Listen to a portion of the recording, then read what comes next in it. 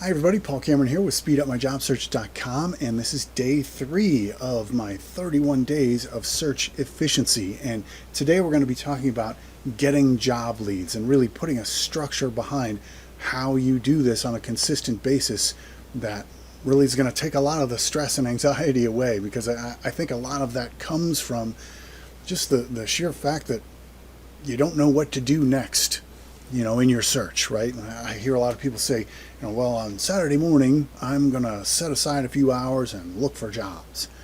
And while that is a good name of a plan, it's not actually a plan. Like, there's no specifics in there. What are you going to do next? And I'm going to take this to an extreme here for you, but really think about that. What are you going to do when you sit down to go look for jobs? Are you going to go to Indeed.com to look for them? Are you going to LinkedIn to look for jobs? Are there specific companies you're going to go to their career pages and look for jobs there? Or are you going to go to maybe some specialty job boards and look for positions there? Maybe you're going to reach out to some old friends and coworkers and network for some jobs. There's so many different areas that you can look for these positions.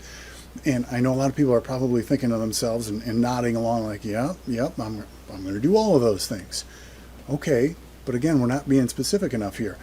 If you're going to network for positions and reach out to some former coworkers, which former friends or former coworkers or current friends are you going to reach out to? Are you going to call them? Are you going to email them? If you're going to email them, what are you going to send them? Are you going to call them? What are you going to say? What types of jobs are you going to reach out to? If you do find a position on Indeed.com or one of these other resources that you're going to, are you going to apply right then and there as soon as you find the job? Well, if you're going to do that, does that mean you're going to customize your resume right now? And so which parts of your resume are you going to customize? Why those parts and not other parts? And what are you going to add? What are you not going to add? Does that mean you got to sit and creatively think of all this stuff to add to your resume or take off of your resume? And are you going to put a cover letter together for that position? And what if you put that whole cover letter together and in their online application they don't allow you to submit a cover letter? Or what if they require a cover letter and you haven't put one together, but it's a timed application, so now you got to write a cover letter while you're on the clock trying to finish this application? It can be overwhelming, and that is where a lot of this stress comes from. So if you have a structure in place that you can rely on, that works, that you even know how long it's going to take you to do these certain things, that removes so much of your anxiety. So what I'm going to show you here is what I recommend through SpeedUpMyJobSearch.com. And I'm going to be upfront with you here. I recommend that you try to find 20 to 25 different companies to pursue every week. Right, which may sound overwhelming, but it really isn't. It's very easy to do. Doesn't matter what level you're at, what type of position you're going after. There are that many. I promise you. As a recruiter, recruiters are calling over 1,000 different companies over the course of a month. You can plot out just 25 in a week, and the way that you can do this, first you need to know the different resources that you can go to. Now, if you're a member of Speed Up My Job Search, you would just go to phase 3, and I'll show you on the screen here as we go along, and then just go to the second section under Getting Job Leads and click there, and I've got 11 different topics here that you can pursue. But let's say, for example, we're going to choose LinkedIn, and I'm going to go over to my Trello board here, and Trello, if you're not familiar with Trello, it's a great resource to track your job search, and Trello's got a free app. It's a free resource that you can use, and I use this with all the members of SpeedUpMyJobSearch.com. If you want to know more about it, just go to my free level, the SpeedUpMyJobSearch.com/start free, and I've got a quick video that explains what Trello is.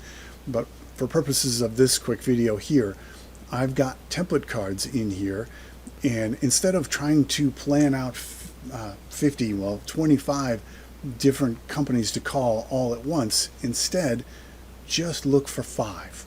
All right, we're looking for 5 companies, not necessarily postings, 5 companies who hire people who do what you do.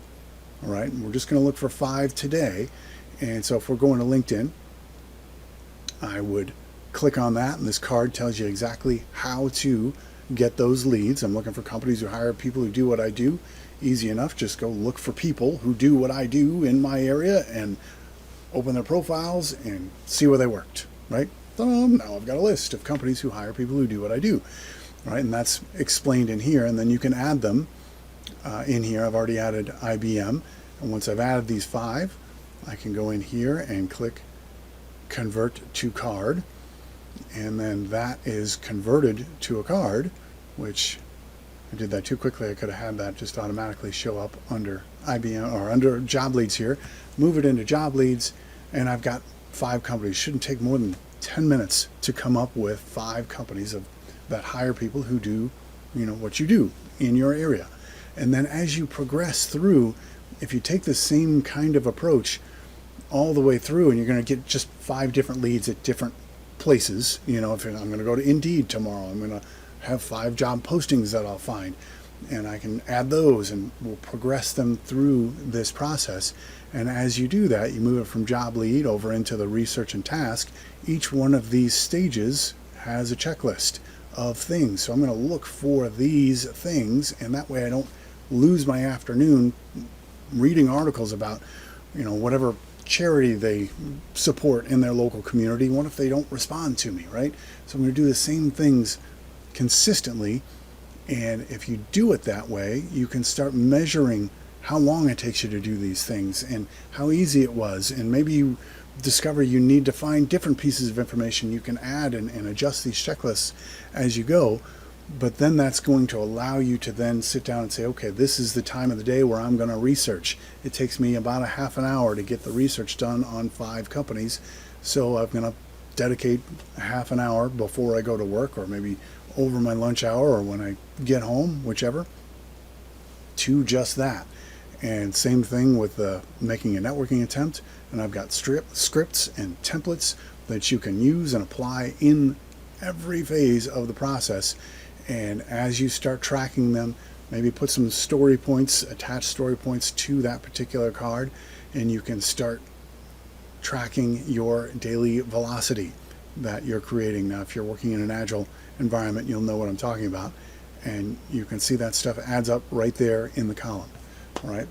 But when you have a structure like this that takes all the questions away, the anxiety away of what am I going to do next, when you have an efficient process that you work on consistently, you're going to get better results faster.